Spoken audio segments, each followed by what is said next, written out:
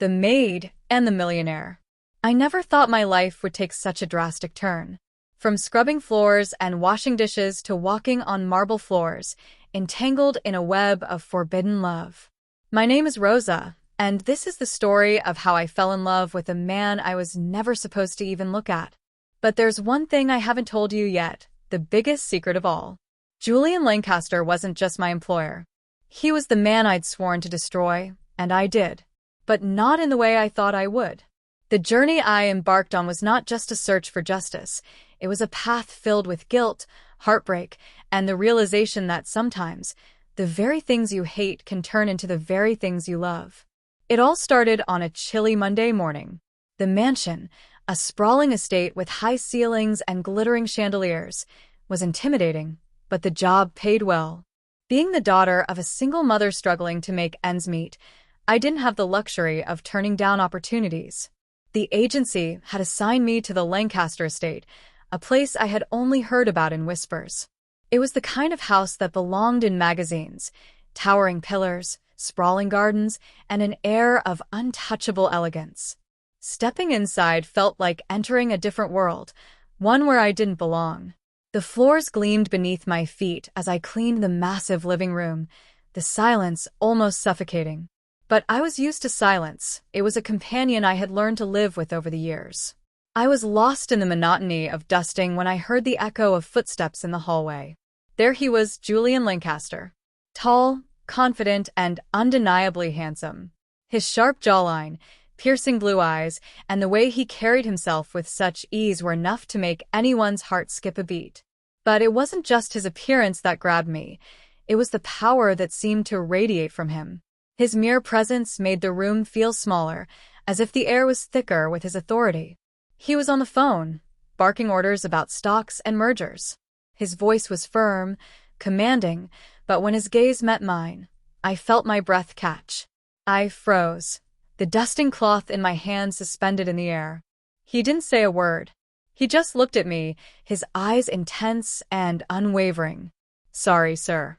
I'll get out of your way," I muttered, instinctively lowering my gaze. He waved dismissively, barely acknowledging me. "Carry on."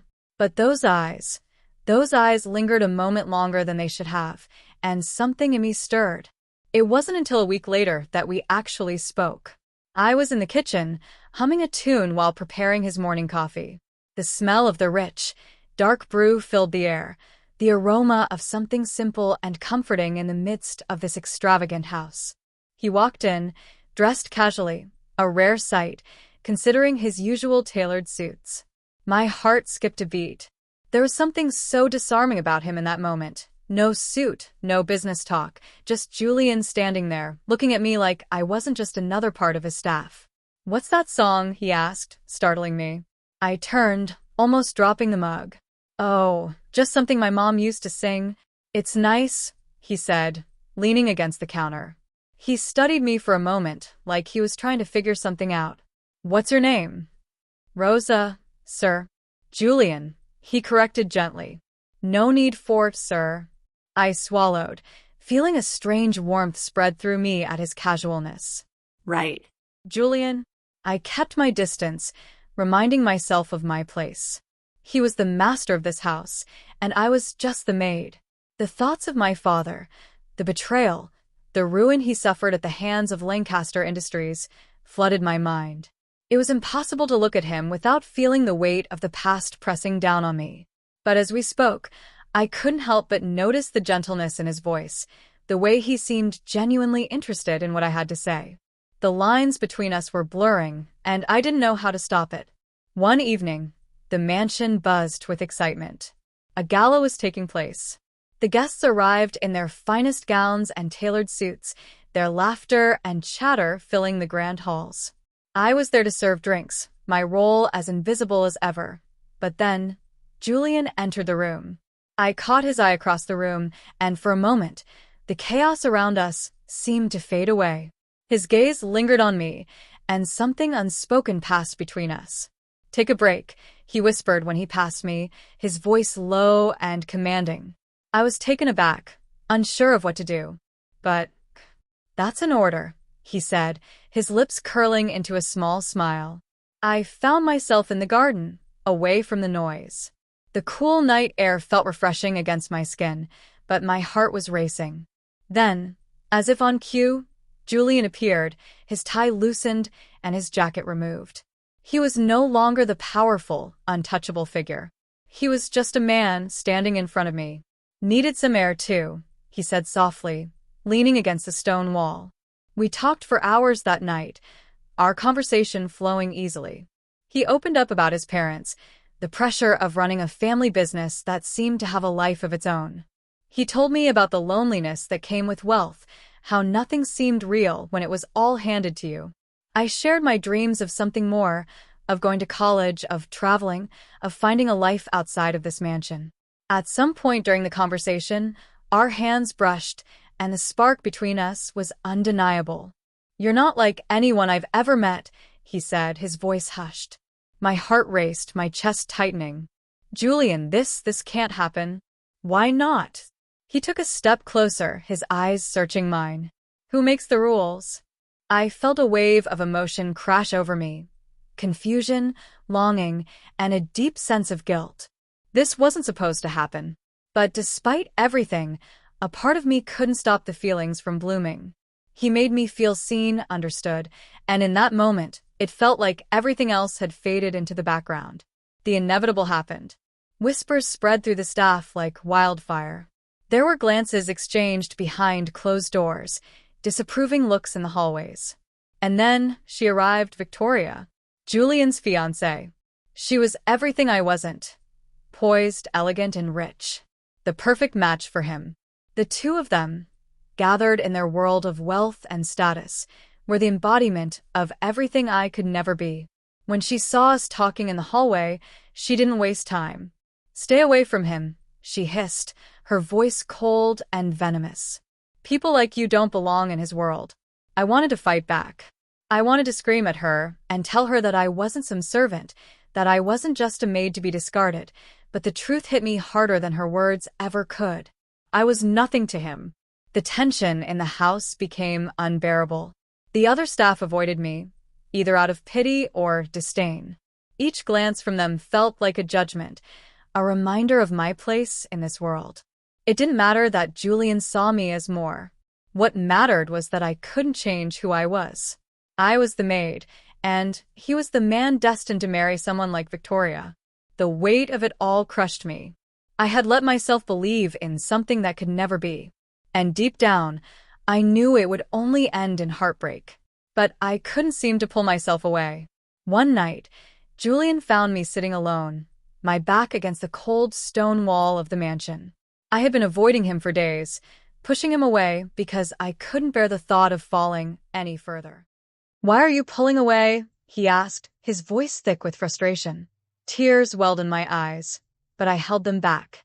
"Because this isn't real, Julian. You have a fiancé. You have a life I'll never fit into." "I don't love her," he said, his voice breaking with sincerity. "I never did. My parents arranged it. It was never about love. But with you, it feels real. You make me feel alive." I couldn't hold it in anymore. "It doesn't matter," I whispered, my voice trembling. "It'll never work." The words hung in the air, and my heart shattered in my chest.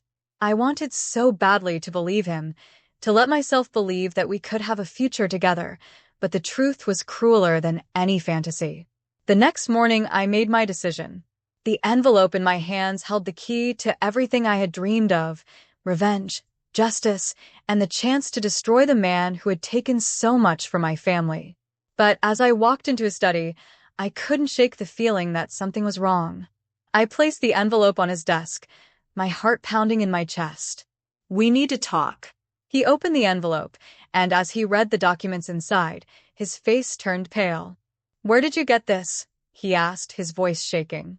"Does it matter?" I replied, my voice colder than I meant it to be. "You destroyed my father. You ruined my family's life to protect your own." Julian's eyes met mine, filled with confusion and pain. "Rosa, I didn't know. I swear I didn't know." The sincerity in his eyes made my heart ache. The guilt gnawed at me. Was he truly the villain I had built him up to be, or was he just another pawn in a game he never wanted to play? Days passed in a blur of confusion and disbelief. The evidence I had uncovered, proof of corporate fraud, was only part of the story. I couldn't stop questioning everything I thought I knew. In the quiet of my room, I sifted through old photos, letters, and memories of my father. One letter, written years ago, caught my attention. It was addressed to Lancaster Industries, warning them of embezzlement within the company. My father had known the truth before it all fell apart. I couldn't shake the feeling that Julian had been innocent. He hadn't known the full extent of the corruption his company was built on. I confronted Gregory, one of Julian's former business partners. He admitted everything. Julian was just a boy when all of this happened, he said, his voice regretful. He inherited the mess, but he didn't create it. Your father was collateral damage in a game he didn't even know he was playing. The revelation was a blow to my chest. The truth had been right in front of me all along, and yet I had let my rage blind me. I had ruined the wrong man.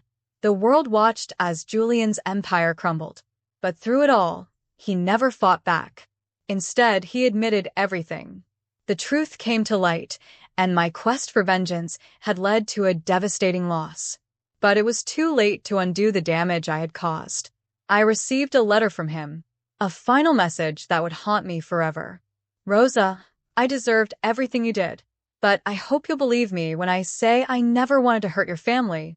I didn't know the full truth until it was too late. And now, it's far too late for us.